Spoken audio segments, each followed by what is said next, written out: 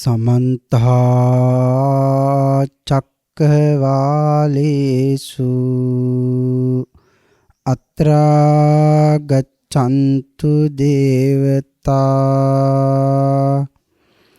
सद्धम्मं मुनिराजस्स सुनन्तु सग्ग मोक्खदं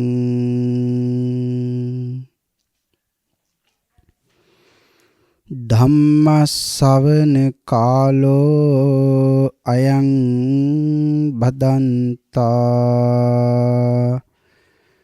ධම්මස්සවන කාලෝ අයං බදන්තා ධම්මස්සවන කාලෝ අයං බදන්තා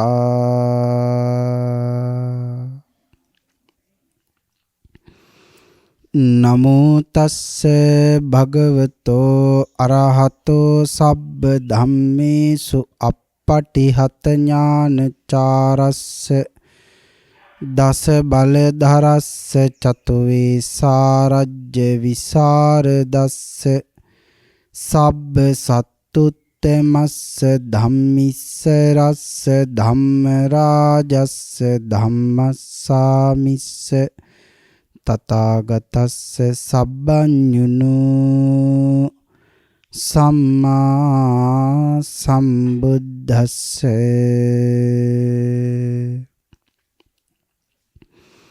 නමෝ තස්ස භගවතෝ අරහතෝ සබ්බ ධම්මේසු අප්පටිහත ඥානචාරස්ස දස බලධරස්ස චතුවේ සාරජ්‍ය විසරදස්ස සබ්බ සත්තුත්තමස්ස ධම්මිස්ස රස්ස ධම්ම රාජස්ස ධම්මස්සාමිස්ස තථාගතස්ස සබ්බඤුනෝ සම්මා සම්බුද්දස්ස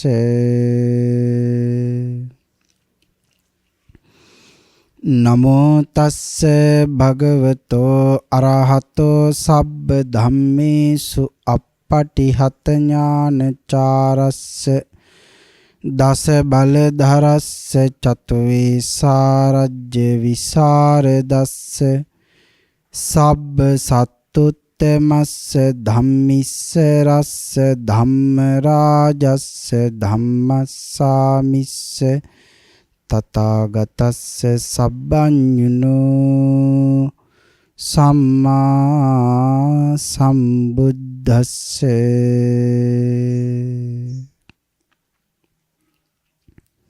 සද්ධර්ම ශ්‍රාවක කාරුණික ගුණගරුක සත්පුරුෂ පින්නතුනි බොහෝම ශ්‍රද්ධාවෙන් යුතුව අපේ මේ පින්වත් පිරිස සැදී පැහැදී මේ සූදානම් වෙන්නේ තථාගත ශාන්ති නායක සම්මා සම්බුදු පියාණන් වහන්සේ විසින් ලෝක සත්වයින් පිළිබඳ අප්‍රමාණ අනුකම්පාවෙන් අසීමිත දයාවෙන් අවබෝධ කොටගෙන දේශනා කොට වදාළ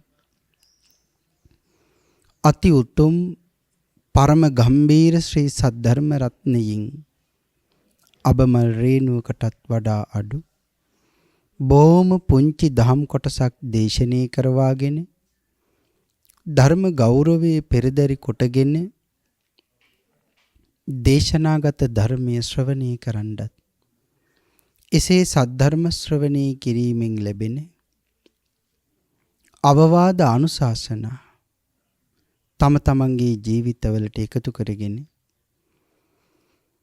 ඊටාම නිවැරදි මෙලව ජීවිතයක් සකස් කරගන්න නිවැරදි මෙලව ජීවිතයකින්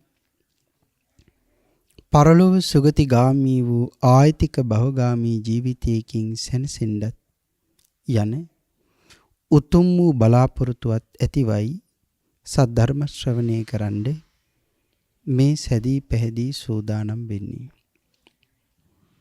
පින්නතුනි, සියලුම දානයන් අතර උතුම්ම දානමය පින්කම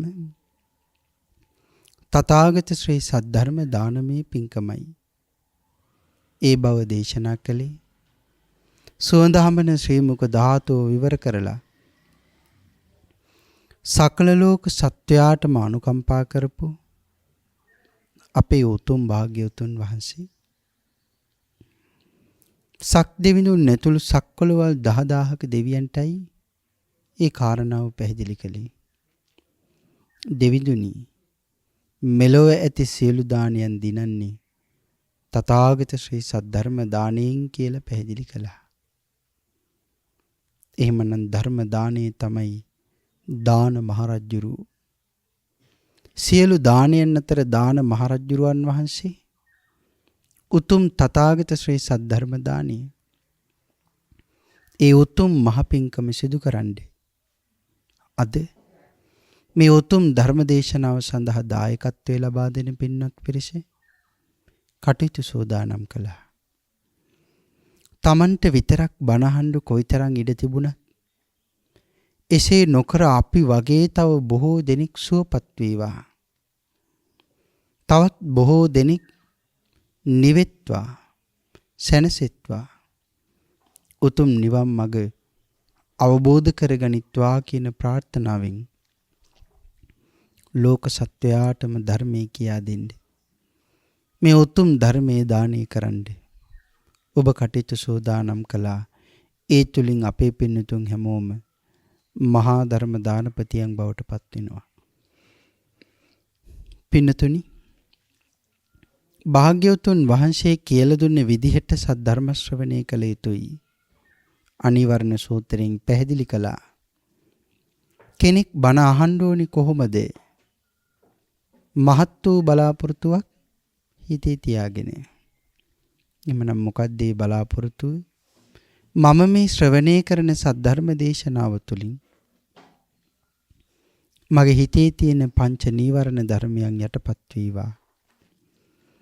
ඒ වෙනුවට සප්ත බෝධ්‍යාංග ආදී ධර්මයන් වැඩි දියුණු වේවා.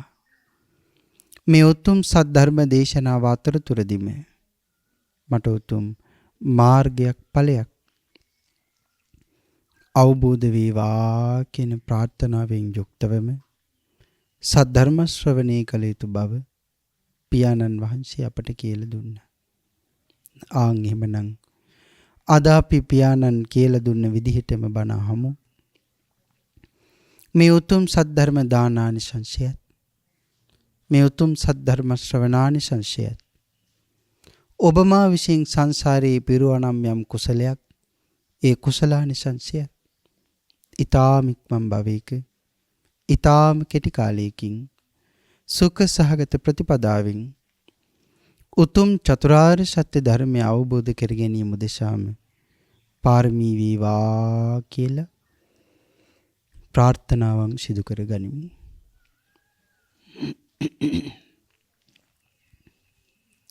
පින්තුනි, අද මේ උතුම් ධර්ම දේශනාව සඳහා මම මාතෘකා කරගන්න කල්පනා කළේ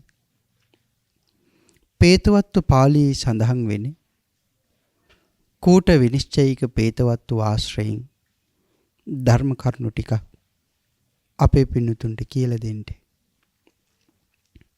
පින්තුනි, අපේ බුදුරජාණන් වහන්සේ ජීවමානව වැඩ ඉන්න යුගයේ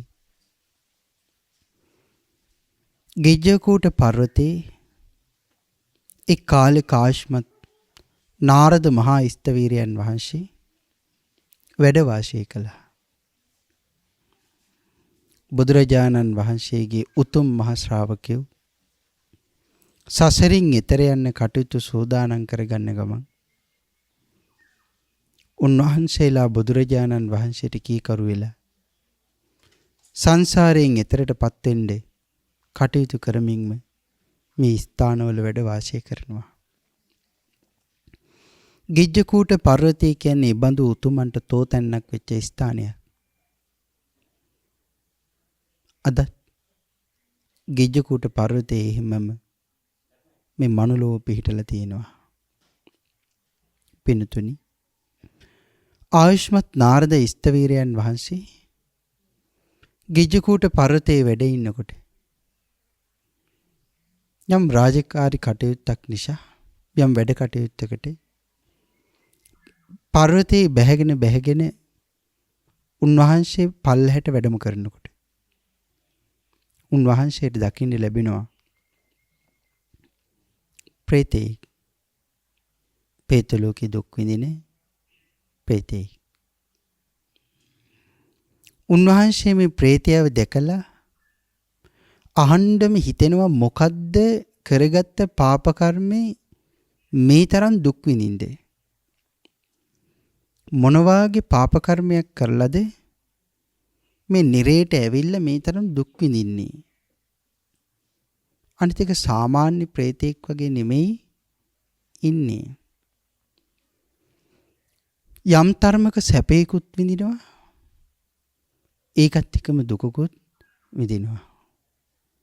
එතකොට මේ මහ පොදුම දුකක් විඳින ප්‍රේතෙක්.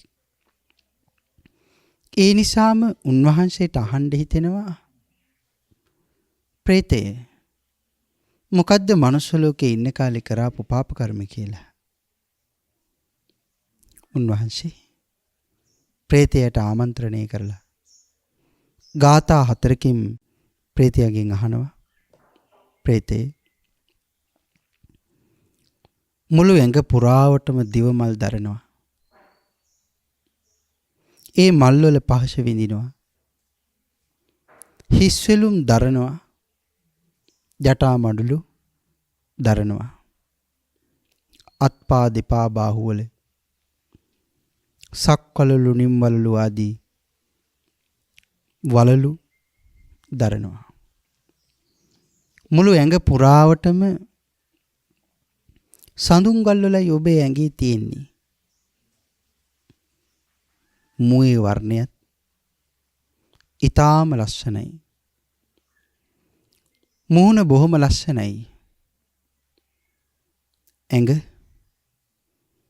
උදේට ඉර පායගෙන එනකොට කොහොමනම් පරිසරයේ ලස්සන වෙනවද? ඉරේලිය ගස් කොළන් වලට වැටෙනකොට කොයිතරම් බබලනවද? ආන් ඒ වගේ ඔබගේ මුළු ඇඟම මහත් වූ තේජසකින් බබලනවා. ඒ විතරක්ම නෙමෙයි, ඔබට අත්පා බැල මෙහෙවරකම් කරන්න දෙවඟනම් පරිචාරිකාවන් එක්කෙනෙකුත් දෙන්නෙකුත් නෙමෙයි, 1000කුත් 2000කුත් නෙමෙයි, 10000ක් තරම් විශාල පිරිසක් බැල මෙහෙවරකම් කරන්න ඔබට ඉන්නවා. දෙවඟනෝ දසදහසක් ඔබ වෙනුවෙන් ඉන්නවා. විවිධ ලස්සනින් බබලන ඔබ මාණික්කෙම ආභරණ පළඳනා ආදී දේවල් දරනවා. රත්තරම් පාටින් බබලන ජටා මඩලු දරන ඔබ ඊ타මත්ම ප්‍රියමනාපයි, බොහොම ලස්සනයි. ඔබගේ ආනුභාවය තව කෙනෙක්ව සලිත කරවන්න පුළුවන් තරම් මහානුභාව ඔබ ළඟ තියෙනවා. ඉතින් මේ තරම් සැප විඳින්න තත්ත්වයට පුළුවන්කම තියෙද්දි මේ තරම් දේවල් ලබලත් තමන්ගේම ඇඟේ තියෙන මස් කඩාගෙන තමන්ම කනවා. තමන්ගේම අත්වල තියෙන නියපොතු වලින් තමන්ගේම අත පිටිපස්සට දාලා ඒ නියපොතු වලින් සූරලා අරගෙන මස් කඩාගෙන තමන්ම කනවා. ඉතින් ඔබට මෙච්චර ආනුභාවයක් තිබිලත් මේ තරම් තමන්ගේ ඇඟමස් කඩාගෙන කණ්ඩ මොකද්ද කරගත්ත පාප කර්මය? කයින්, වචනෙන්, හිතෙන් අකුසල කර්මයක්වත් කළාද? ඒ කරපු අකුසල කර්මය මොකක්ද? කරපු මොන පාප කර්මයේ නිසාද ඔය ඇඟමස් කඩාගෙන ඔහොම කන්නේ කියලා මේ මහා ශ්‍රාවකයන් වහන්සේ ප්‍රේතයාගෙන් විමසනවා. ආන්ගේ වෙලාවේ මේ ප්‍රේතයා කරනවා පාපොච්චාරණයක්. ස්වාමීනි මමද? මමත් මේ මනුස්ස ලෝකේ ඉඳපු තවත් එක මිනිසෙක්.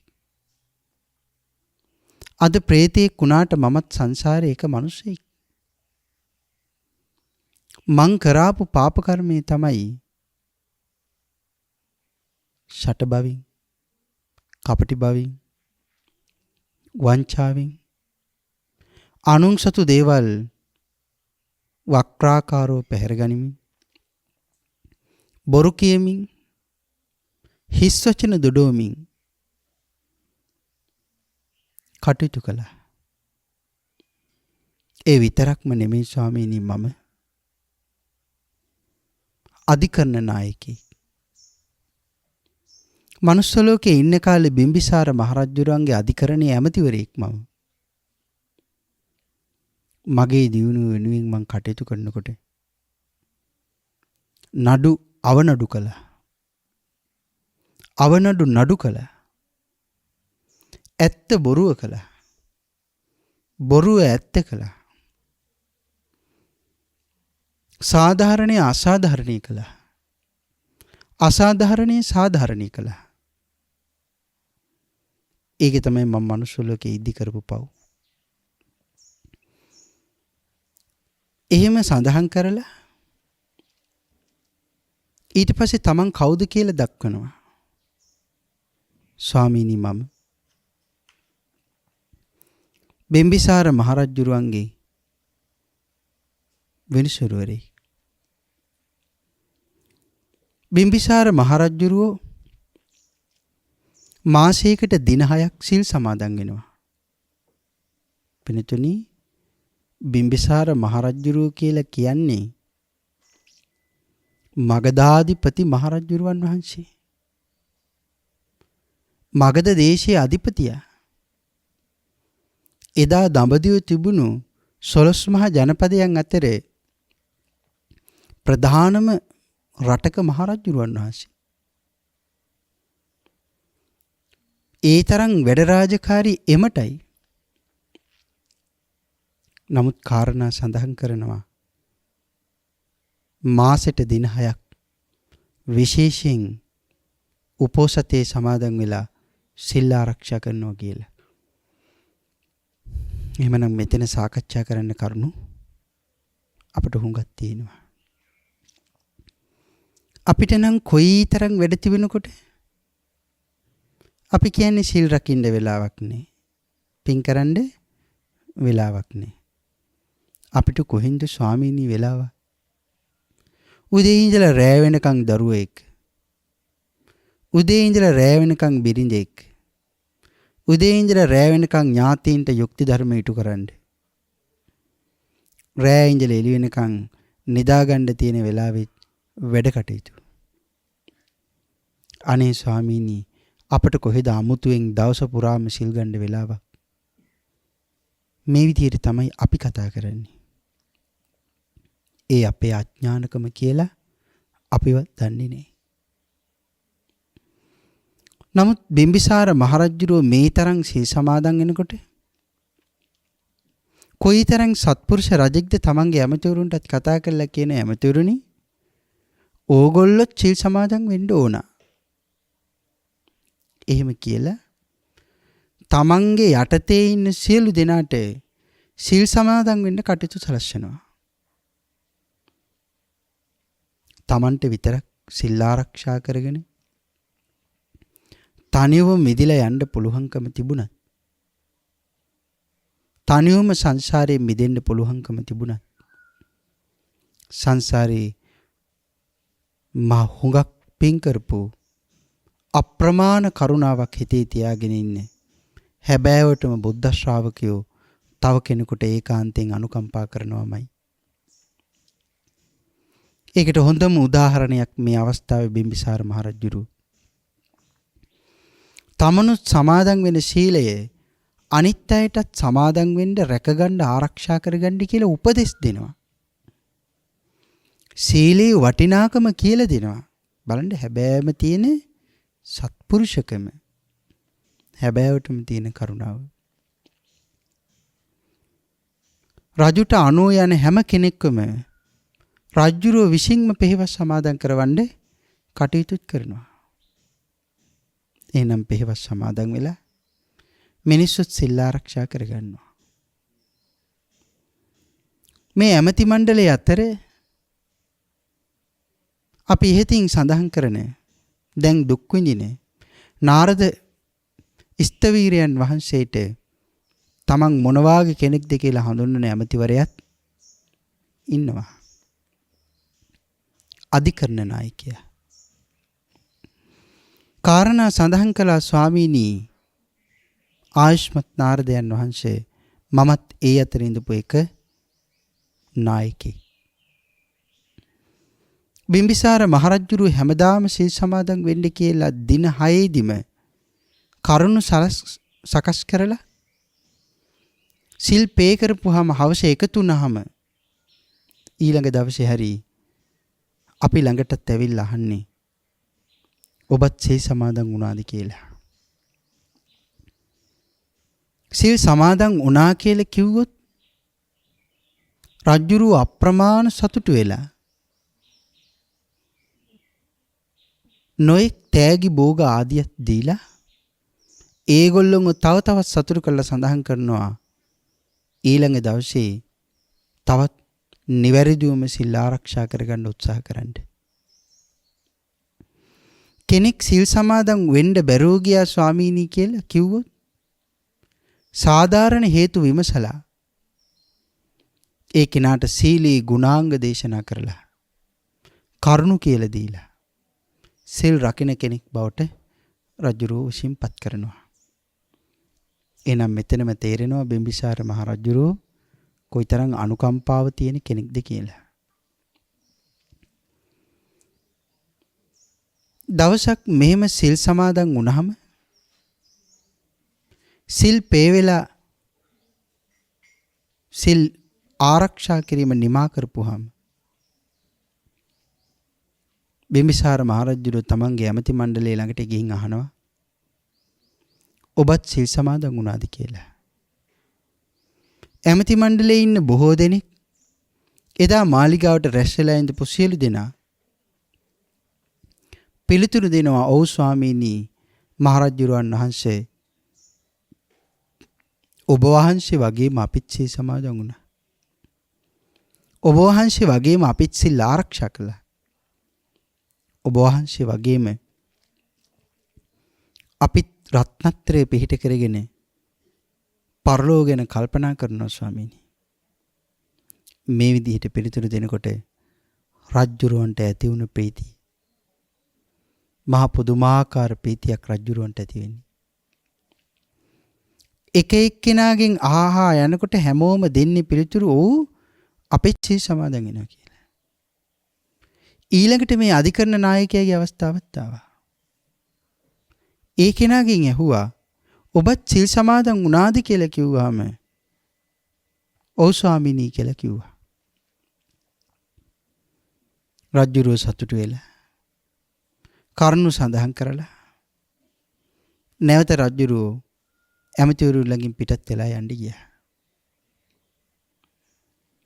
එක ඇමතිවරේ මොහු ළඟට ඇවිල්ලා අහනවා යාළුවී රජුරවන්ට බොරු කිව්ව නේද? ඇත්තටම සී සමාදන් වුණාද කියලා. ඒ වෙලේ අර අධිකරණ නායකයා පිළිතුරු දෙනවා මම සිල් සමාදන් වුණේ නැහැ. මම සිල් ආරක්ෂා කරගත්තෙත් නෑ. නමුත් ඉතින් ඒක මට රජුරවන්ට කියන්නත් බෑ. රජුරවන්ට කිව්වොත් මම සිල් සමාදන් වුණේ නැහැ කියලා රජුරෝ මම පිළිබඳව කලකිරෙන්න පුළුවන්, අප්‍රසාදයටපත් වෙන්න පුළුවන්, රාජ උදහසට මමපත් වෙන්න පුළුවන්. ආන් ඒ නිසා මම සිල් සමාදන් වෙලා ආරක්ෂා කරගත්තේ නැති වුණත් මට රජුරවන්ට මං සිල් සමාදන් වුණේ නැහැ කියලා මෝන්ටම කියන්න බෑ. ඒ නිසා මම සිල් ආරක්ෂා කරගත්ත කියලා රජුරන්ට බොරු කිව්වා කියලා එමෙතිවරයා සඳහන් කරනවා. නමුත් මේ ළඟට ඇවිල්ලා අහපු ඇමතිතුමා උතුම් ශාසනයේ ගුණධර්ම පුරන කෙනෙක්. ඒ වෙලේ මේ ඇමතිතුමා අහනවා, එහෙමනම් දැන් රජුරන්ට බොරු කිව්වා, ඔබ සීලයක් ආරක්ෂා කරගත්තෙත් නෑ. එහෙනම් ඔබ ඔබට පිහිට වෙලා නෑ. නමුත් තාම ඔබට පිහිට වෙන්න ඔබටම පුළුවන්. ඒ නිසා මහ උපෝසතේ අතහැරන්නට කමක් නෑ. අර්ධ උපෝසතේ හැරි රැක්කන්න කියලා කිව්වා. මොකද්ද මේ අර්ධ උපෝසතේ කියන්නේ? මොකද්ද මේ මහ උපෝසතේ කියන්නේ? මහ උපෝසතේ කියලා කියන්නේ හරියටම පැය 24ක් උතුම් සීලෙන් නිවැරදිවම මනාව පිළිලා ආරක්ෂා කරනවා. සීල ආරක්ෂා කරන්නේ කොහොමද කියන කාරණාව වෙනමම සාකච්ඡා කළ යුතු කාරණාවක්. අර්ධ උපෝසතේ කියලා කියන්නේ පැය 12ක් සිල් සමාදන් වෙලා සිල් ආරක්ෂා කරනවා. ඉතින් අපිට අර්ධ උපෝසතයත් මහ උපෝසතයත් දෙකම තියෙනවද? දෙකෙන් එකක්වත් නැද්ද කියලා වෙලාවකට අපිට හිතන්න වෙනවා. බොහෝ වෙලාවට උපෝසතය ආරක්ෂා කරගන්න සමාදන් විය යුත්තේ කොයි වෙලාවේද? ඒ සීලය රැකගන්නේ කොහොමද? සිල් මත පිහිටලා ඉන්න වෙලාවේ මං කොයි වාගේ කෙනෙක් කොයි විදිහට ඉඳිය යුතුයිද? මේ කරුණු බොහෝ දෙනෙක් දන්නේ නැහැ. ඒ නිසා පොයි දවසට බණමඩුවට ගිහිල්ලා දෙන දෙයක් වළඳලා ඔහේ ඉඳගෙන ගෙදර ගියා කියලා සිල් ආරක්ෂා කළා බවට නම් පත් වෙන්නේ නැහැ. නිවැරදිවම සිල් ආරක්ෂා කරගන්න නම් හැම වෙලේම කල්පනා කරන්න ඕනේ නීවරණ ධර්මයන්ගෙන් යටපත් නොවි සිත මනාව පිහිටුවාගෙන මම අද මහරහතන් වහන්සේ නමක් වගේ ඉන්නවා. මම අද මාර්ගඵලලාභී උතුමන් වහන්සේ නමක් වගේ මේ උතුම් සීලේ සමාදන් වෙනවා. මේ උතුම් සීලය ආරක්ෂා කරනවා. මේ උතුම් සීලේ මත මං එහෙමම පවතිනවා. මේ කාරණා එහෙම දකින්න ඕන. එතකොට අපි එහෙම හැබෑවටම සමාදන් වෙන සීලය පිළිබඳව දැක්කද? අපි සමාදන් වුණ සීලය අපි එහෙම ආරක්ෂා කළාද? බණමඩුවට වෙලා උදේට ආහාර අරගත්තාම ඇතැම් වෙලාවට සද්ධර්ම ශ්‍රවණය කරන වෙලාවෙදිත් බුද්ධිමත් දැනෙනවා. වැඩිපුර ආහාර ගත්ත නිසා. ඉතින් ආහාර ගන්න වෙලාවේදී මට නිින්ද යනවා, මට අපහසුයි, ශාරීරික අපහසුව තියෙනවා කියලා අපට දැනෙනවා නම් පොයේ දවසේ සිල් සමාදන් වෙනකොට වෙනදා ගෙදර ආහාර ගන්නවා වගේ ගන්න බෑනේ. එතකොට කොහොමද ආහාර ගන්න ඕන? එතකොට ආහාර ගන්න ඕන. මම දන්නවා නම් වැඩිපුර ආහාර ගත්තොත් මට මතයක් දැනෙනවා. ඒක මට බොහොම අපහසුයි. ඒක මට බොහොම අමාරුයි කියලා. අපි කොහොමද කටයුතු කරන්න ඕන? අපි කටයුතු කරන්න ඕන. එහෙනම් මගේ සිහිය පවත්ව ගන්න පුළුවන් වෙන විදිහට වෙනද ගන්න ආහාර වේලට වඩා අඩුවෙන් මං ගන්න ඕන මගේ සිහිය පවත්ව ගන්න පහසු වෙන්න. ඉතින් මේ එක කාරණාවක් විතරයි මෙහෙම මේ පැහැදිලි කළේ. එහෙමනම් මේ විදිහට බොහොම මනාව හිතලා තමයි සීලය ආරක්ෂා කරගත යුතු. ආවට ගියාට සීලේ සමාදන් වෙලා ආරක්ෂා කරගන්න පුළුවන් කමක් නැහැ. එහෙමනම් බොහෝ වෙලාවට සිල් පවාරණය කරලා ගෙදර යනකොටත් අපි සමාදන් වුණ වෙලාවේ ඉඳලා පැය 24ක්වත් අපි ඉන්නේ නැහැ. එහෙනම් එතන මහා උපෝසතය ඇත්තටම නැහැ. එහෙනම් අඩුම තරමේ අර්ධ උපෝසතේවත් අර්ධ උපෝසතේ කියලා කියන්නේ පැය 12ක්. එහෙනම් පැය 12ක්වත් හරියටම නිවැරදිව මං සීලය ආරක්ෂා කළාද? එතකොට දැන් හිතලා බලන්නකෝ අර්ධ උපෝසතයක් තියෙනවද මහ උපෝසතයක් තියෙනවද කියලා. මොහොතක් හරි රකින ශීලය වටිනවා. නමුත් උතුම් භාග්‍යතුන් වහන්සේ වර්ණනා කළේ පුළුවන් තරම් මහ උපෝසතේ ආරක්ෂා කරන්න කියන කාරණාවයි. භාග්‍යතුන් වහන්සේ විසින් ප්‍රශංසා කරලා වර්ණනා කරලා තියෙන්නේ මහ උපෝසතේම රැකගන්න කියලා. ඉතින් මේ යාළුව තමන්ගේ අර බොරු කියපු යාළුවට සඳහන් කරන මහ උපෝසතේ ගැලවිලා ගියට කමක් නැහැ. දැන් ඉතින් අර්ධ උපෝසතේ හැරි ඔබට රැකගන්න පුළුවන්නේ. ඒ නිසා අර්ධ උපෝසතේ රැකගන්න. එහෙම කරුණු සඳහන් කරනකොට මොකුත් කියන්නේ නැතුව කරබාගෙන සද්දනු කර හිටියා. ගෙදර ගිහිල්ලා එදා තීරණය කළා මං කවුද? මම රජුරවන්ට බොරු කිව්වා. නමුත් මේක අහගෙන ඉඳපු ඇමතිතුමා මල් ළඟට ඇවිල්ලා කිව්වා අර්ධ උපෝසතේවත් හරි රැක්ගන්න කියලා. අඩුම තරමේ මං ඒක උත්සාහවත් කරලා බලන්න ඕනි කියලා අර්ධ උපෝසතේ සමාදන් වුණා. එදා හැන්දෑවේ ආහාර භුක්ති විඳින්නේ නැහැ, ආහාර ගත්තේ නැහැ. කවදාක්වත් ආහාර නැතුව ඉන්න බැරි මේ ඇමතිතුමා එදා ආහාර භුක්ති විඳීම සිද්ධ කළේ නැහැ. අර්ධ උපෝසතේ මත හිත පිහිටලා හිටියා. එදා ආහාර නොගැනීම නිසා කුසේ ඇති වුණු වාත ආබාධයක් උස්සන්න වීම නිසා කුසේ ඇති වුණ වාත ආබාධයක් උස්සන්න වීම නිසා එදා රාත්‍රී මැරලා යන්න සිද්ධ වෙනවා. එහෙමනම් මැරිලා ගියේ අර්ධ උපෝසතේ පිටින් තමයි මැරිලා ගියේ. එදා මැරිලා ගිහිල්ලා ඉපදුනේ මෙන්න මේ പ്രേත ලෝකේ කියලා තමන් ගැන කරුණු සඳහන් කළා. තමන් මොන වාගේ පාප කර්මයක්ද කළේ කියලා තවත් සඳහන් කළා. ස්වාමීනි ඒ කාලේ මම කරාපු පාප කර්ම බොරු කිව්වා, හිස් වචන කතා කළා, මිනිස්සුන්ව රැවට්ටුවා, ඊර්ෂ්‍යා කළා. ඒ විතරක්ම නෙමෙයි, අනුන්ගේ දේවල් උපක්‍රමයෙන් මම අරගත්තා. හිතන්නකෝ අධිකරණ නායකයෙකුට මොනවද කරන්න පුළුවන්, විනිසුරුවරයෙකුට මොනවද කරන්න පුළුවන්. බලේ ඒගොල්ලෝ අතේනේ තියෙන්නේ. එතකොට ඒගොල්ලන්ට කොයි තරම් බලයක් තියෙනවද? නඩු අවනඩු කරන්න පුළුවන්, අවනඩු නඩු කරන්න පුළුවන් කියනකොට කොයි තරම් බලයක් ඒගොල්ලෝ ළඟ තියෙනවද? එහෙනම් මනුස්ස ලෝකේ බලය උපරිමයෙන් හසුරුවලා අප්‍රමාණ පව් කරගෙන പ്രേත අපායට ඇදගෙන වැටිලා දැන් പ്രേත අපායේ දුක් විඳිනවා. ඒ වෙලේ මහරහතන් වහන්සේ ඇහුවනේ මොකද්ද කරගත්ත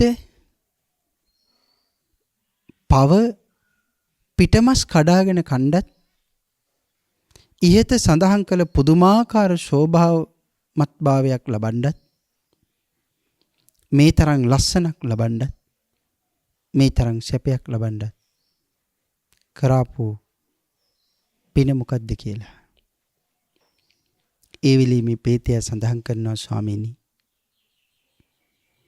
මම මේ තරම් ලස්සනට විරාජමාන වෙන්නේ, මේ තරම්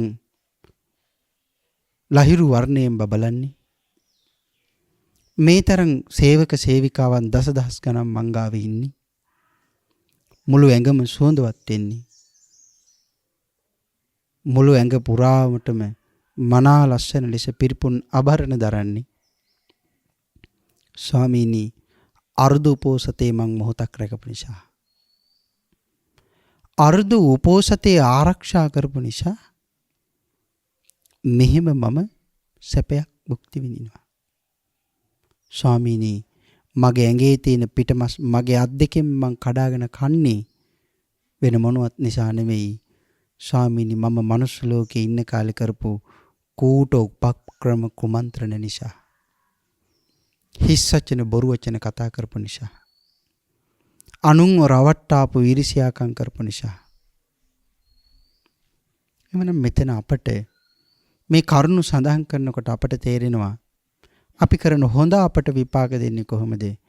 අපි කරන නරක අපට කොහොමද විපාක දෙන්නේ කියන කාරණාව. හොඳක් කළොත් සැපයක් ලැබෙනවමයි, පිනක් කළොත් සැපයක් ලැබෙනවමයි.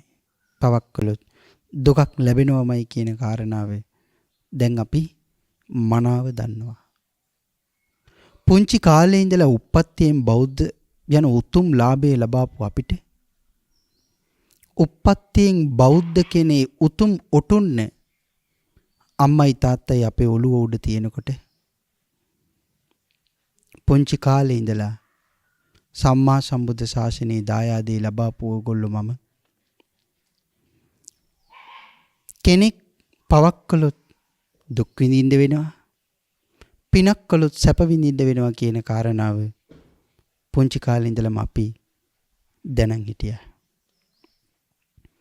මේ උතුම් ශාසනයේ ශාසනික වරප්‍රසාදය ලබාපු නිසා පින්තුනි මේ ප්‍රේතයා ඊළඟට මහරහතන් වහන්සේට කතා කරලා කියනවා, ස්වාමීනි මං කරගත්ත පාප කර්ම වලට මම මේ තරම් දුක් විඳිනවා. ස්වාමීනි ඔබ වහන්සේ මාව දැන් දැක්කා. මම මොන වාගේ කෙනෙක්ද, කොහොම කෙනෙක්ද, කොයි ආකාරයෙන්ද ඉන්නේ ඒක දැක්කා කියලායි මේ කියන්නේ. ඔබ වහන්සේ මාව හොඳට මනාව දැක්කා. ස්වාමීනි ඔබ වහන්සේ මාත් එක්ක කතා බහ කරලා මං කරාපු පාප කර්ම ඔබ වහන්සේ මගින් දැනගත්තා. මං කරාපු පින්පව් ඔබ වහන්සේ අහගත්තා. අනේ ස්වාමීනි ඔබ වහන්සේට හමු වෙන මිනිසුන්ට මං ගැන කියලා දෙන්න. ඔබ වහන්සේට හමු වෙනවා නම් යම් කෙනෙක් ඔබ වහන්සේ දැකපු මං පිළිබඳව ඒගොල්ලොන්ට කියලා දෙන්න. මං කරාපු පාප කර්ම කොයි වගේද කියලා ඒගොල්ලොන්ට කියලා දෙන්න. අනේ ස්වාමීනි මම මේ තරම් പ്രേත ලෝකෙට බැහැලා දුක් විඳින්නේ මොන වාගේ පාප කර්ම කරලාද? ඒ වාගේ පාප කර්ම කරන ඔක්කොම මේ වාගේ പ്രേත ලෝකවල වලට ඇවිල්ලා දුක් විඳින්න වෙනවා කියලා ඒගොල්ලොන්ට කියලා දෙන්න ස්වාමීනි. ඒගොල්ලොන්ට අනුකම්පා කරන්න ස්වාමීනි. මං ගැන ඒගොල්ලොන්ට කියලා ඒගොල්ලොන්ගේ නිරාගමන වළක්වන්න ස්වාමීනි කියලායි මේ දුක් විඳින പ്രേතයා මේ කියන්නේ.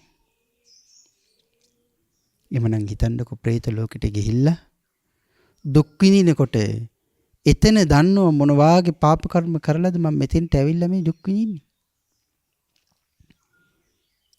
මනුස්ස ලෝකේ ඉන්න කාලේ අපි හැංගි හැංගි හරි වැරදි කරවන්න පුළුවන්. ඇයි හැංගි හැංගි පව් කරන්නේ?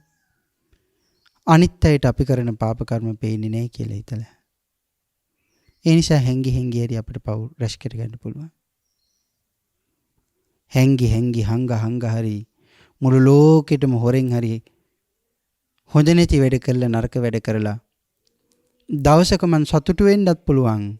මං කොයි තරම් දක්ෂයෙක්ද මං කරාපු පාප කර්ම ලෝකේ කවුරුවත් දන්නේ නැහෙනි. මං කරාපු දේවල් ලෝකේ ඉන්න කවුරුත් දන්නේ නැහැ. ඒ කියන්නේ එහෙනම් ඔක්කොගේම ඇස් වහලා මං කරාපු වැරදි වැඩ ලෝකේ ඉන්න කිසිම කෙනෙක් දන්නේ නැහෙනි.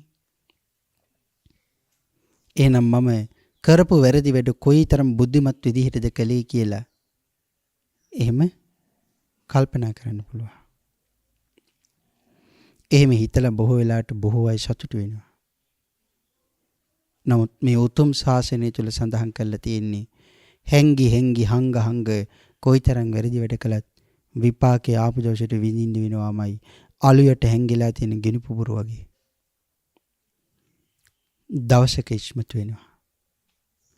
අන්න එදාට දුක් විඳින්න සිද්ධ වෙනවා.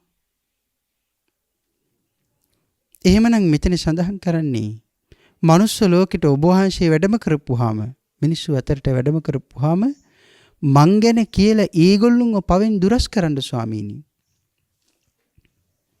ඉස්සර අපේ අතීතයේ මුතුන් මිත්තන් ළඟ තිබුණ උතුම් වචනයක්. අද ඒ ගුණධර්ම බොහොම අඩුවෙන් තියෙන්නේ. තමන් දුක් විඳිනකොට විශේෂයෙන් අතීත මිනිසු සඳහන් කරනවා අනේ අපි මේ විඳින දුක අපිට මේ දැනෙන වේදනාව අපේ හතුරුකටවත් වෙන්න එපා කියලා. අපිට හතුරුකම් කරන අයටවත් මේ දුක වෙන්න එපා, මේ දුක ලැබෙන්න එපා කියලා අතීතයේ මුතුන් මිත්තෝ කිව්වා. ඒ තරම් ගුණයක් ඒගොල්ලෝ ළඟ තිබුණා. අදත් ඒ බඳු උතුම් ගුණ ධර්ම ලෝකේ තියෙනව බොහෝම අඩුයි. සත්පුරුෂයෝ ඉන්නා තාක්කල් මේ ලෝකේ ඒ බඳු උතුම් ගුණ ධර්ම ඊටාම දුර්ලභව තියෙනවා. පින්තුනි, මේ ප්‍රේතයත් සඳහන් කරන්නේ මන් දුක් විඳින්නේ ස්වාමීනි මනුස්ස ලෝකේ ඉන්න කාලේ කරපු පාප කර්ම වලට. මං ගැන දැන් ඔබ වහන්සේ දැකපු නිසා මනුලොවට ගිහින් මං ගැන කියලා මිනිස්සුන්ව පවෙන් වළක්වන්න කියලා මේ ඉල්ලන්නේ. එතකොට හිතන්නකෝ කොයිතරම් දුකක් විඳිනව ඇද්ද? ඒ දුක අනිත් කෙනෙකුටවත් දැනෙන්න එපා කියලා හිතන්න තරම්. එමනම් ඒ තරම්ම දුක් විඳිනවා. එහෙමනම් නිරේවල් ආදී තැන්වලට ගියපුවාම බොහෝ වෙලාවට මනුස්ස ලෝකේ අපිට තියෙන සිරුරු අඩි 5ක් අඩි 6ක් අඩි 7ක් විතර වගේ තරම් උස බොහොම පුංචි සිරුරු. නමුත් නිරේවාගේ තැන්වලට ගියපුවාම ඒ තැන්වල තියෙන පුංචි සිරුරු නෙමෙයි, යොදුන් ගණන් උස යොදුන් ගණන් පළල සිරුරු තියෙන්නේ. උදාහරණයක් සඳහන් කළොත් දේවදත්ත තෙරුන් වහන්සේ. දේවදත්ත හාමුදුරුවෝ අවීචි මහ නරකයේ දුක් විඳිනවා. දේවදත්ත හාමුදුරුවෝ අවීචි මහ නරකයේ දුක් විඳින්නේ කොහොමද? කාරණා සඳහන් කරන්නේ යොදුන් 100ක් විතර උසයි, ඒ තරමටම පළලයි, ඒ තරමටම මහතයි කියලා.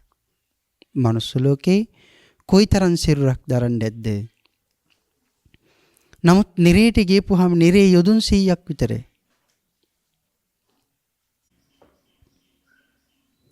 පින්තුනි, අපි සඳහන් කර හිටියේ නිරේට ගියාපුවාම ලොකු උසමහත සිරුරු ලැබලා දුක් විඳින්න සිද්ධ වෙනවා. කෙනෙකුට හිතෙන්න පුළුවන් මනුස්ස ලෝකේ ඉන්න කාලේ බොහොම කුඩා සිරුරු ලැබලා නිරයන් වාගේ අපායන් වාගේ තැන්වලට යනකොට ඇයි හුඟක් ලොකු සිරුරු ලබන්නේ කියලා. ආන් ඒකට කාරණා සඳහන් කරලා තියෙන්නේ ඒ තැන්වල ලොකු සිරුරු ලබලා ඉන්නෙම අපායන් වලට ලේසි වෙන්න කියලා. අපායේ තියෙන දුක ලබලා දෙන්න ලේසි වෙන්න, දුක විඳින්න ලේසි වෙන්න තමයි අපායවල ලොකු සිරුරු ලබන්නේ. එනම් මනුස්ස ලෝකේ පුංචි සිරුරු වලට වඩා නිරයන් වල ලොකු සිරුරු ලබන්නේ දුක් විඳින්න ලේසි වෙන්න. සමහර ප්‍රේතයෝ ඉන්නවා විඳින දුක අසීමාන්තිකයි.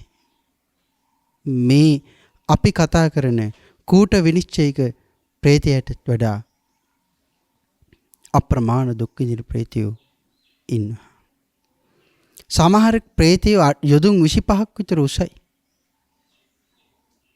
සමහර ප්‍රේතයන්ගේ හිස විතරක් යොදුන් 5ක 6ක තරම් ලොකුයි.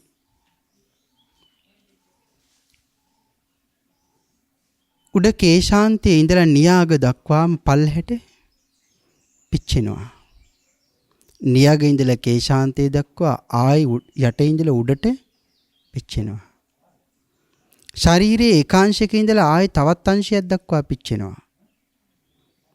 ඒ අංශයේ ඉඳලා අනිත් පැත්ත දක්වා ආයි ගින්නෙන් පිච්චෙනවා. මේ ගිනි ඔක්කොම පපුව මැදට එකතු වෙලා දවල පුච්චලා දානවා. කෑ ගහන එක විතරයි ඉතිරි වෙලා තියෙන්නේ. විලාප තියෙන එක විතරයි ඉතිරි වෙලා තියෙන්නේ. අඬන එක විතරයි ඉතිරි වෙලා තියෙන්නේ. බේරගන්න කියලා කෑ ගැහුවට කාටද බේරගන්න පුළුවන් වෙන්නේ? කවුද බේරගන්න එන්නේ? කාටවත් බේරගන්න ඉන්න බෑ. තමන් කරාපු පාප කර්ම වලට තමන්ට දුක් විඳින්න සිද්ධ වෙනවා. මෙච්චර කෙනෙක් නිරයන් වලට ගියපුවාම දුක් විඳින්නේ ඇයි? කාරණා සඳහන් කරලා තියෙන්නේ පව් කරපු නිසා. දස කුසල කර්මපතයෙන් වෙන් වුණ නිසා. ප්‍රාණඝාතය, අනුන්ගේ දේවල් සොරකම් කිරීම, වැරදි කාමසේවනී, බොරු කීම, සුරාව රහමෙර මත්ද්‍රව්‍ය පාවිච්චි කිරීම. මේ දේවල් මේ ජීවිතයේදී හැබැයි සතුටක් විදිහට කෙනෙකුට දැනෙන්න පුළුවන්. සමහර අය ඉන්නවනේ සතුටටත් සත්තු මරනවා. හැබැයි සතුටට ඝාතනය කළාට ඒ කර්ම වලින් කොයිතරම් දුක් විඳින්න සිද්ධ වෙනවද? සමහර අය ඉන්නවා හොරකම් කරනවා තමන්ගේ දක්ෂතාවය පෙන්වන්න. කාටවත් අල්ලන්න බැරි වෙන්න. හනස්සක් හරි හොරකම් කරනවා නම් තමන්ට අයිති නැති දෙයක් වස්තුවක් අරගන්නවා නම් ඒක හොරකමකටයි වැටෙන්නේ. එතකොට ඒ කරන හොරකමට සංසාරේ මට කොයිතරම් දුක් විඳින්න වෙයිද? එතකොට මං දිනලද? කෙනෙක් වැරදි කාමසේවනී කරනවා. පර අඹුවම් පර පුරුෂයන් කළා යනවා. අහුනොත් මේ ලෝකෙත් දඬුවම් විඳින්න සිද්ධ වෙනවා. අහුන් නැති වුනොත් සතුට වෙනවා කාටවත් මාව අල්ලගන්න බැරුව ගියා මං දිනුවා කියලා. නමුත් කර්මයට ස්වභාව ධර්මයට හංගන්න පුළුවන් කාරණාවක් මේ ලෝකේ නෑ. ආන් ඒකයි මම මුලින් සඳහන් කළේ. හැංගි හංග කොයිතරම් කටයුතු කළත් අප්‍රමාණ දුක් විඳින්න සිද්ධ වෙනවා. එහෙමනම් පව් මිහිරි නෑ. හැබැයි පව්කම් කරනකොට බොහොම මීපැණි වගේ ඊටාම මිහිරි. එහෙමයි අපට දැනෙන්නේ. නමුත් කවදාකවත් පව්කම් මෙහෙම නෑ. සමහර අයට උතුම් මනුෂ්‍ය ජීවිතයක් ලැබිලා කියන එකවත් තේරෙන්නේ නෑ. මේ උතුම් මනුෂ්‍ය ජීවිතේ ලබන්න සංසාරේ මං හුඟක් සිල් රැක්ක පින් කළා කියන කාරණාවවත් බොහෝ වෙලාවට වැටහෙන්නේ නෑ. කල්යාණ මිත්‍රයෝ හම්බුන අතට ලැබුණ මණිකකට පයින් ගහලා දානවා වගේ කල්යාණ මිත්‍රයන්ව තමන්ගේ ජීවිතයෙන් එලව ගන්නවා. ඉතින් කවුද අපට මේ උතුම් මඟ කියලා දෙන්නේ? දැන් අපි මේ සඳහන් කරන ප්‍රේතයටත් මනුස්ස ලෝකේ ඉන්න කාලේ කල්යාණ මිත්‍රයෝ මුණ ගැහුණෙම නැද්ද? මුණ ගැහුණා. මුළු ජීවිත කාලය පුරාවටම කොයිතරම් කල්යාණ මිත්‍රයෝ මුණ ගැහෙන්නේ නැද්ද? අනිත් එක උතුම් බුදුරජාණන් වහන්සේ මනුස්ස ලෝකේ වැඩ ඉන්න කාලේ පුළුවන් තරම් කල්යාණ මිත්‍රයෝ මුණ ගැහුණ කාලේ ඒගොල්ලොන්ටත් බොරු කිව්වා. බිම්බිසාර රජුරවන්ට බොරු කිව්වේ නැද්ද? බොරු කිව්වා. තමන්ට හමු වුණ යාළුවා, තමන්ගේ අනිත් ඇමතිවරු ඒගොල්ලෝ අතරත් කොහොමනම් ඉන්නේ ඇද්ද? කොයිතරම් හොරබොරු වංචාවෙන් ජීවත් වෙන්නේ ඇද්ද? නමුත් බොහොම ටික කාලයකට කරගන්න මේ දේවල් නිසා ඊළඟ ජීවිත කෝටි ගානක තමන්ටමයි දුක් විඳින්න වෙන්නේ කියන කාරණාවවත් තමන්ගේ ප්‍රඥාවෙන් අවදි කරගන්න තරම්වත් පුළුවන්කම හැකියාව නැහැ. පින්තුනි, මේකට කියන්නේ අඥානකම කියලා. ලබාපු උතුම් මනුෂ්‍ය ජීවිතේ ගුණධර්මයන් පුරුදු කරන්න. ලබාපු උතුම් මනුෂ්‍ය ජීවිතේ කල්යාණ මිත්‍රයොත් එකට එකතු වෙලා පින්කම් වල නියැලෙන්න. කොයිතරම් වටිනවද? හිතන්නකෝ. අපේ ඇඟේ වහන මදුරුවෙක් අපි මැරුවොත් ඒ පාප කර්මය කොයිතරම් භයානකයිද? අපි තලලා මැරුවොත් අපිට තැලිලමනේ මැරෙන්න වෙන්නේ. හැබැයි එක වතාවක් මං කරන ප්‍රාණඝාතයට මට සංසාරේ තැලිලම මැරෙන්න වෙන්නේ එක වතාවද? හිතන්නේ එක වතාවක් මම මදුරුවෙක් මරනවා තලලා. එතකොට මටත් මැරෙන්න වෙන්නේ තැලිලමනේ. හැබැයි එක ජීවිතයකද? නෑ, ආත්මවර කෝටි ගානක අපට එක දිගටම තැලිලා මැරෙන්න සිද්ධ වෙනවා. එහෙමනම් පව භයානක නැද්ද? එක වතාවක් කරන හොරකම එක වතාවයි කලේ බොහොම පුංචි දෙයයි කලේ. නමුත් සංසාරේ කෝටි ගණන් ආත්මවල දසිදස් කම්කරුවන් වෙලා වේදනාව විඳ විඳ වැඩ කර කර අර ණය පියවන්න වෙන්නේ නැද්ද? ඊට වඩා නිරේට යන්න වෙනවා, තිරිසං අපායට යන්න වෙනවා. එහෙනම් මේ පව් කරපුවාම අපට දුක් විඳින්න වෙන්නේ නැද්ද? දුක් විඳින්න වෙනවා. එහෙමනම් හැබැයි ප්‍රඥාවන්තයෙක් කල්පනා කරන්නේ පව් කරන එක හොඳයිද පින් කරන එක හොඳයිද? පිනක් කළොත් සැපයක් ලැබෙනවා. පවක් කළොත් දුකක් ලැබෙනවා. ඉස්සර පුංචි ළමයි වැරදි වැඩ කරනකොට අම්මලා තාත්තලා කිව්වේ 6-4වත් දන්නේ නැති දරුවෝනි කියලා. මොකද්ද මේ 6-4 කියන්නේ? 6-4 කියන්නේ දිව්‍ය ලෝක 6ත් මනුස්ස ලෝක 4ත් පිළිබඳව. 6-4 නොදන්නා දරුවෝ කියලා කිව්වේ ඒ තරම් පුංචි දරුවන්ට. ඒ තරම් පුංචි. නමුත් අද වැඩි හිටියෝ වෙලාවත් 6-4 කියන්නේ මොකද්ද කියලාවත් අපි දන්නේ නැහැ. දිව්‍ය ලෝක 6ට යනවා කුසල් කළොත්. පෞරස් කළොත් ඒකාන්තයෙන් අපායන් 4ට යනවා කියන කාරණාවයි මේ දක්වලා තියෙන්නේ. රකින්න සීලය සුළු සීලයක් කියලා හිතන්නේ නැතුව උපරිමයෙන් කැප වෙලා රැක ගන්න පුළුවන් නම් ඒ සීලය කුයිතරම් අපිව සංසාරේ ආරක්ෂා කරනවද? අපායන් වලින් පවා ආරක්ෂා කරනවා.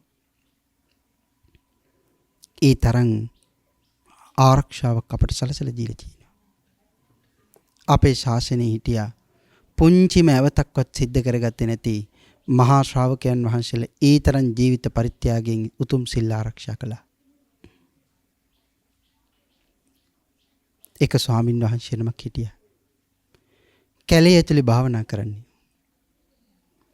උන්වහන්සේ ශාසනික ජීවිතය ගත කරන්නේ කැලේ ඇතුලේ. හොරු ඇවිල්ලා උන්වහන්සේව කිරි තියෙන වැලකින් ඔතනවා. නමුත් උතුම් බුදුරජාණන් වහන්සේ සඳහන් කළා තියෙන්නේ පණ තියෙන ගහක් වැලක් මලක් කඩන්නවත් උපසම්පදා භික්ෂූන් වහන්සේ නමකට අවසර දීලා නැහැ මේ ශාසනය. යම් භික්ෂූන් වහන්සේ නමක් එහෙම කළොත් ඒ භික්ෂූන් වහන්සේට ඇවතක් සිද්ධ වෙනවා කියලා බුදුරජාණන් වහන්සේ දක්වලා තියෙන්නේ. උන්වහන්සේ උපසම්පදාන. එහෙමනම් එදා මේ භික්ෂූන් වහන්සේ මොකද කරන්නේ? කිරිවැල ඔතල මුළු ඇඟම බැඳලා තිබුණත් උන්වහන්සේ කිරිවැල කඩන්නේ නේ. කිරිවැල කඩනවට වඩා හොඳයි මෙහෙමම බඩගින්නේ ඉඳලා වේලිලා මැරිලා යන එක කියලා. එදා උන්වහන්සේ මනුස්ස ලෝකෙන් බඩගින්නේ ඉඳන් මැරිලා ගියා. බ්‍රහ්ම ලෝකෙ ඉපදෙන්න. පින්තුනි. ඊටාම පුංචි වැලක්නේ කියලා බොහොම ලේසියෙන් අපිට උනත් කඩලා දාන්න පුළුවන්කම තිබුණත් එදා බුදුරජාණන් වහන්සේට වෙන්න තියෙන අකීකරුකම නවත්ත ගන්න ඕමනාකමට එදා භික්ෂුන් වහන්සේ තීරණය කළා මේ පණ තියෙන වෙල මං කඩන්නේ නේ. එහෙනම් බලන්නකො කොහොමද සිල් ආරක්ෂා කරගන්න ඕනි කියලා. උතුම් මාර්ය ශ්‍රාවකයන් වහන්සේලා හැබැයි උත්තමියෝ කොහොමනම් සිල් ආරක්ෂා කරනවද? හැබැයි ඒ රකින්න සීලයේ කොයිතරම් අපට සංසාරේ පිහිට වෙනවද? මං යන්නේ ඉන්නේ නිරයට නම් ඒකෙන් පවා මාව බේරගන්න තරම් මහ බලවත්කමක් තියෙනවා. සීලේ ඒ තරම්ම ප්‍රබලයි.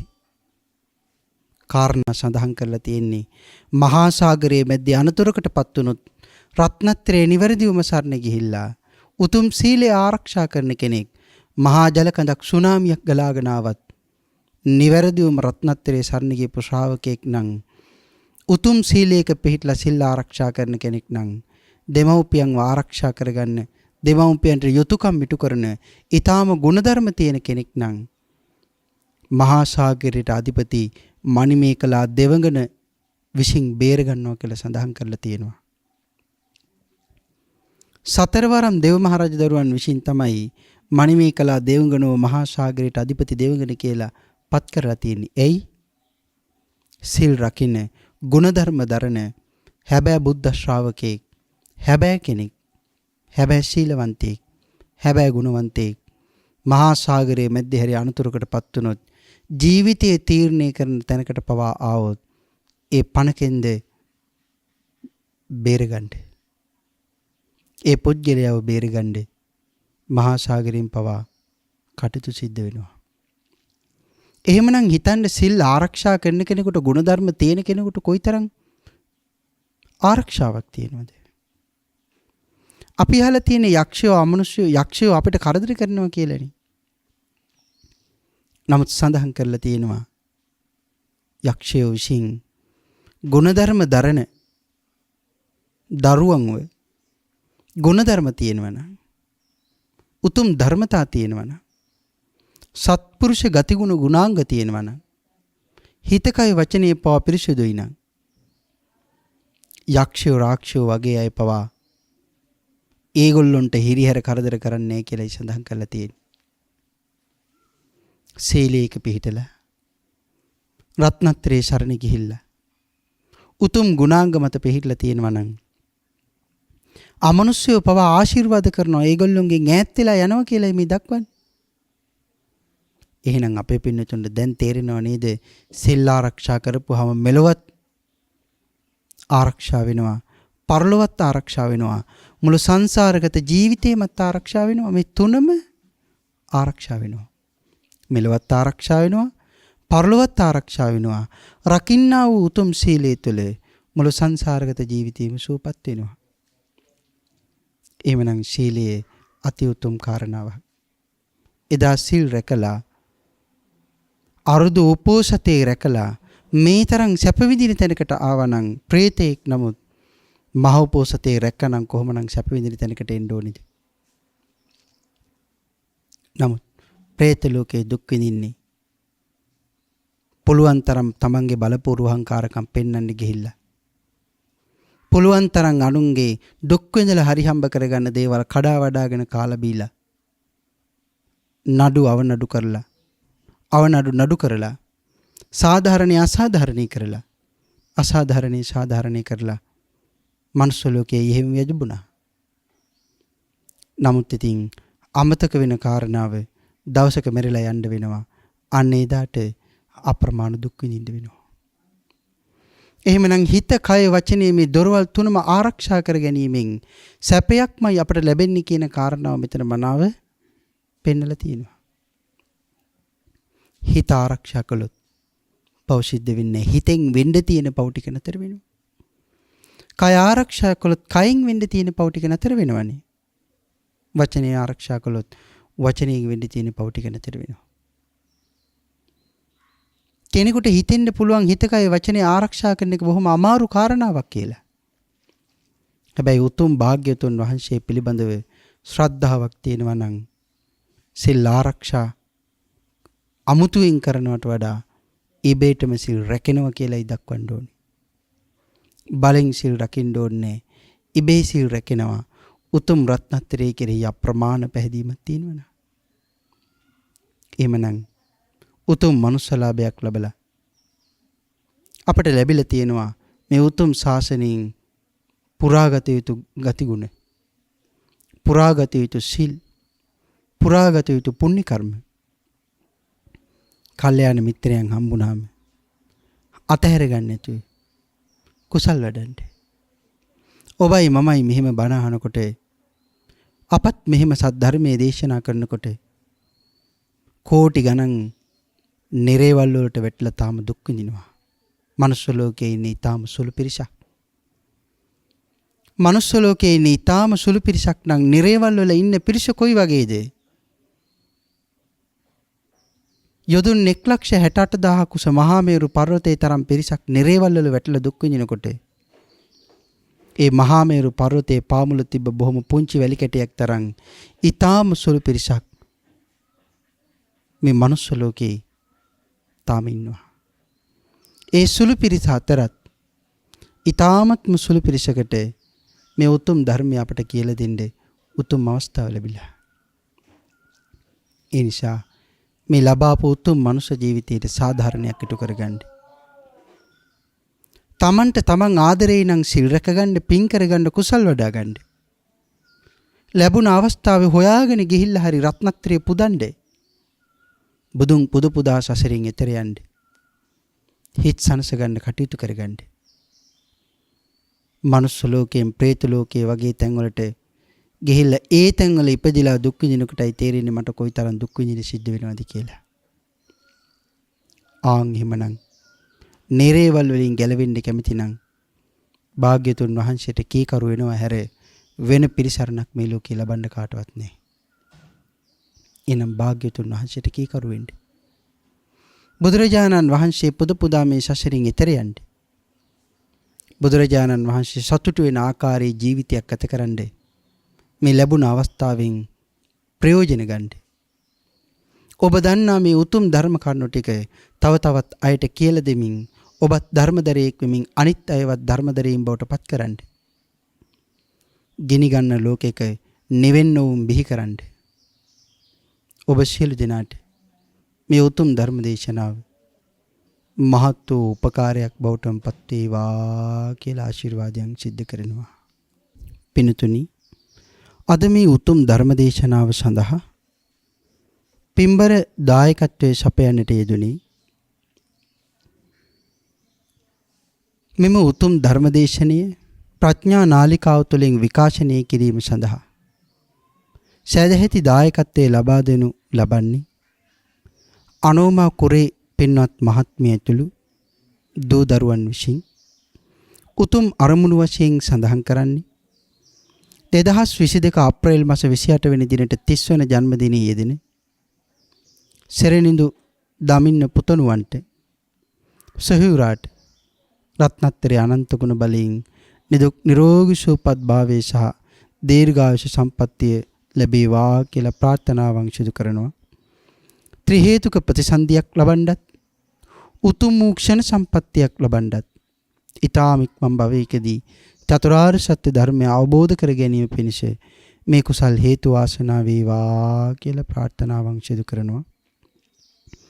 මියගිය සියලු ඥාතීන්ට ඒ වගේම මියගේ ඥාතීන් වන ගමගේ බඳුසේන ස්වාමි පුරුෂයාණන්ට පියතුමාණන්ට ගමගේ ඇඩ්වින් පෙරේරා පියාණන්ට ලියනගේ ශීලවතී මෞතුමියට විතානගේ බර්ටිකුරේ පියාණන්ට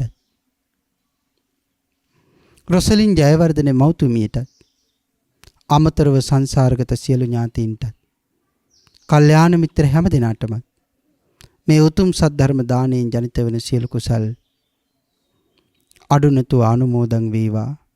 ඒ හැම දිනාගෙම ජීවිත නිවනින් කෙලවර වේවා කියලා ප්‍රාර්ථනාවන් සිදු කරනවා. සුජීවත්ව සිටින පවුලේ සියලුම ඥාති හිත මිත්‍රාදීන්ටත් නිදුක් නිරෝගී සුවපත් භාවයේ මුදාපත් වේවා. දීර්ඝායුෂ සම්පන්නියම සැලසේවා.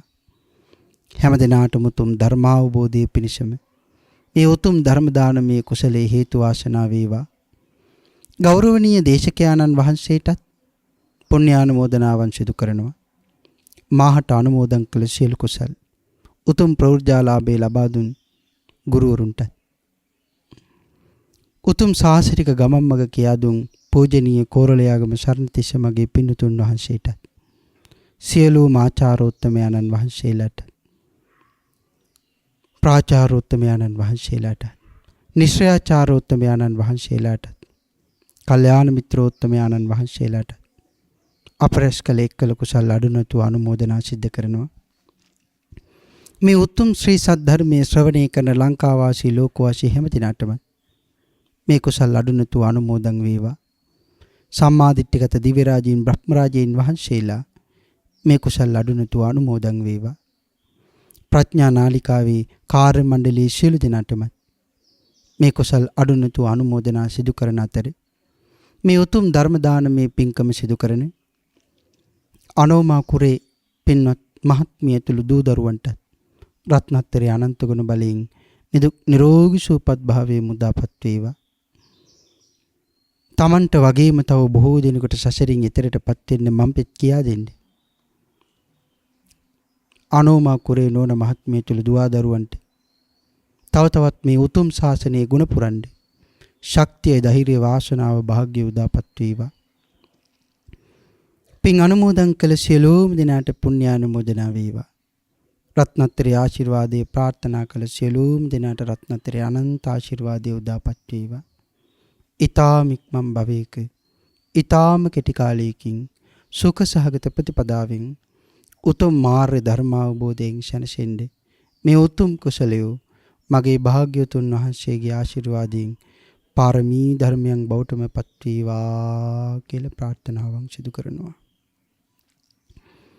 ආකාසට්ඨා ච බුම්මට්ඨා දේවානාගා මහිද්దికා පුඤ්ඤන්තං අනුමෝදිත්වා චිරන් රක්칸තු ලෝක ශාසනන්ති දේවෝ වස්සතු කාලීන සස්්‍ය සම්පatti හෝතු ච පීතෝ භවතු ලෝකෝ ච රාජා භවතු ධම්මිකෝ.